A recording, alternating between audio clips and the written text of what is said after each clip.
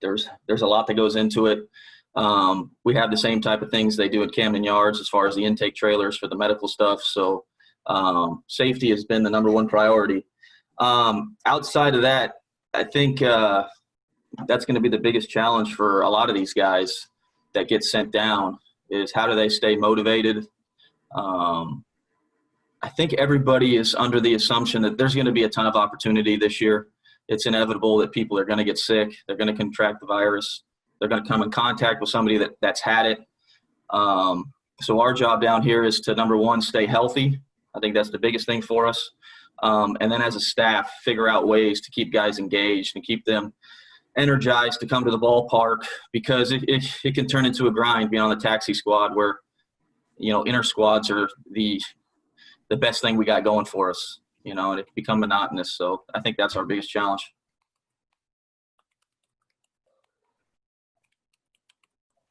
Great. We'll go to Steve Molesky. Hey, Buck, you mentioned the intra-squads, and I think it was Brandon a couple days ago said that at Bowie you guys are going to try to best simulate a season, as best you can, and not being able to bring anybody else in to your group. The monotony, it's just going to be there for you, I guess. Are there things you can do as you get into the summer to branch out beyond intra-squads, or is that what you'll have?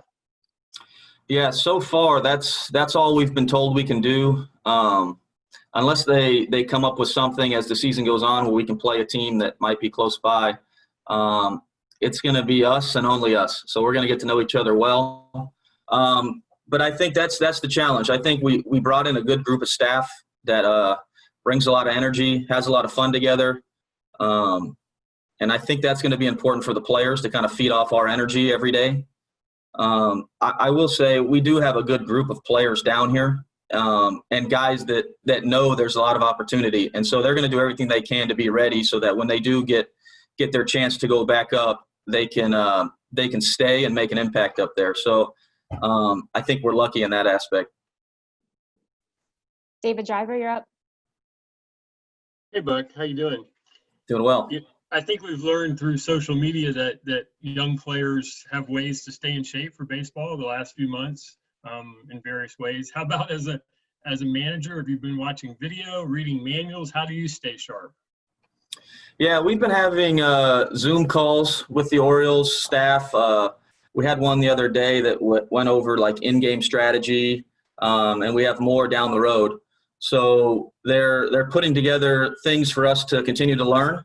But it's been a challenge. It's crazy. I mean, everybody here knows how crazy it is. It's like nothing else. I mean, it's the toughest thing. I will say I spent a lot of time with our new daughter, so that was where my focus was, and it was nice to be home. But yeah, I picked up. I started reading some books, which may shock a lot of people on this call. So that's been something fun. Great, thanks. Rich, you're up next. Hey, Buck. You have a couple of pitchers there, Keegan Aiken and Dean Kramer, who were in spring training with the Orioles, but never got to participate in any of the intra squads or exhibition games. Is that a special challenge keeping them sharp, knowing that they're likely to be two of the first guys who could get the call?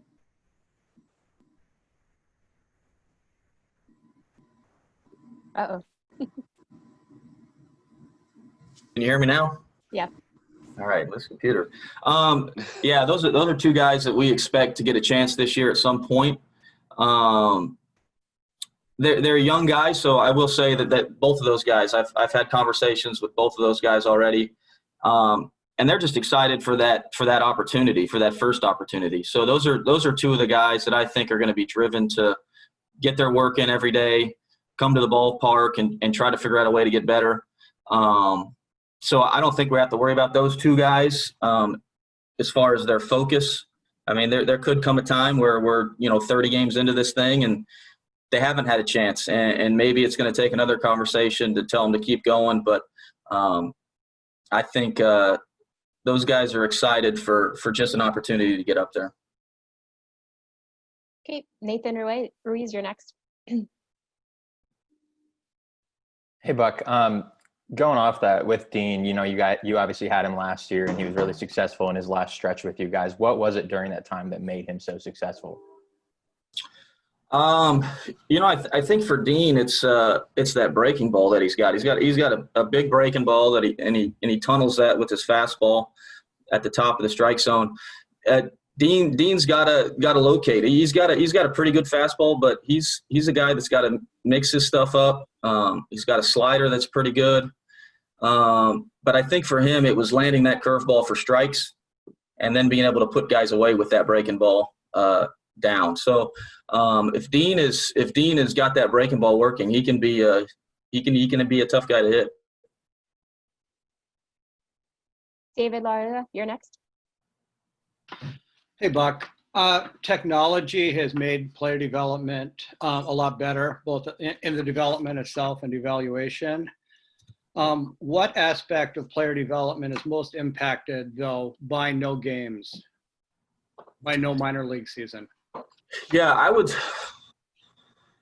say the offensive side of it, the pitching. So we have a pretty good pitching system here that can show guys the shapes of their pitches, how their pitches will play at the next level, how to attack hitters with the weapons they say that they have. So even though they're losing the aspect of facing those hitters, they still have a chance to sharpen up and reshape pitches and stuff. I think for the hitters, there's nothing that substitutes live game action. The adrenaline you have in the box, you can't simulate that. And then just facing your own guys. I don't know. It's just there's not that edge that you have to facing your own pitchers. So I think there's a little lost there. We can still use the technology we have to see how guys' bodies are moving throughout their swing and clean up some swings. But I think that game atmosphere where the adrenaline's pumping and you're facing a guy that's not on your team, we're going to lose that aspect of it. And things change. The game speeds up when you're in that box, and it's tough to simulate that. Yeah, a quick follow-up on that, please. What about defense? Yeah, defense. I mean, we don't have enough to field, two teams to go full up, games against each other. You can still simulate stuff with machines. You can increase the intensity of a fungo. But you're right. It's that live read off of a barrel that they're going to miss. But I think you can simulate that a little better, doing different things, whether it's getting a guy like Gary Kendall, who's really good with a fungo, to do different things.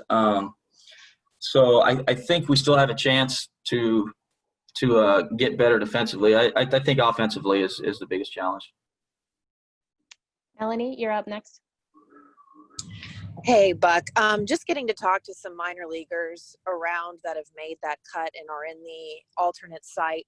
Hearing some of survivor's remorse, guys who certainly know that their skills warrant them being there, but they feel bad knowing that most of the teammates they've fought next to for so many years don't get a season at all. Have you heard any of that at the camp? Or, really, what would be your answer trying to keep them locked in and focusing on, they are here and they have to be ready if they get that call? Yeah, that's an interesting question. Yeah, we haven't had any of that yet. I know collectively as a whole, especially among the staff, that's who we feel for the most, is those guys that are losing out on a year to chase your dream. I mean, to have a full year, I don't want to say thrown away, because we hope that these guys are having opportunities to try and do everything they can to better themselves. But to lose those game reps, and everybody knows in the game of baseball that your window is so short. So to lose out on an opportunity, maybe for a guy that popped on the radar last year that doesn't have a chance to show that it's not just a 1-year deal, or that underdog that pops onto the radar that nobody's thinking of. So it's a challenge, and it's kind of the nature of the game. At some point, you move on and your buddies don't. But I know they'll be keeping in contact with each other, and we just got to try to focus these guys here and keep them as positive and energetic as we can and keep them sharp. Sean, you're up next. Hey, Buck, how are you? Thanks for doing this. A lot of fans, when they look at the roster that you have down in Bowie, they immediately see Adley Rutschman's name pop up. What have you seen from Adley? And I mean, how do you kind of assess his, I don't know, his capability if things break right for the O's, you know, in a month of him making maybe a debut down the line? Yeah, I by no means am I a GM or the GM of the Orioles, but I would think that Adley would be, I mean, if something catastrophic happened, he'd have to go up, but, you know, God willing that doesn't happen. I don't think Adley would be a guy to come up this year. But if he did, I think he's more than capable of handling himself. This is a special player, but I think the most impressive thing is the human being that he is. I think it's a rare combination. I mean, this guy is a leader the second he walks through the doors, and he's not trying to be that guy. He just is. So I'm not sure how they're going to play this. My guess is that to rush him up this year for a 60-game season, I don't know if that would be in the cards, but when it's time for this guy to go, I think he's got a chance to be a real special player. Great. Chris Marks. Hey, Buck, how you doing, man? Doing well. Last year, you were able to manage a Bowie team that made it all the way to the Eastern Conference Championship game. You had some really, really good players on that team. As a manager now, where you are at Bowie, how do you make sure that some of these guys who were going to take that next step continue on to take that next step, even though they're not technically playing? Yeah, like I said before, that's going to be the challenge for us. I think we have, with the staff that they put together here, there's a lot of baseball-minded people here. They brought in a lot of guys that know how to use the technology.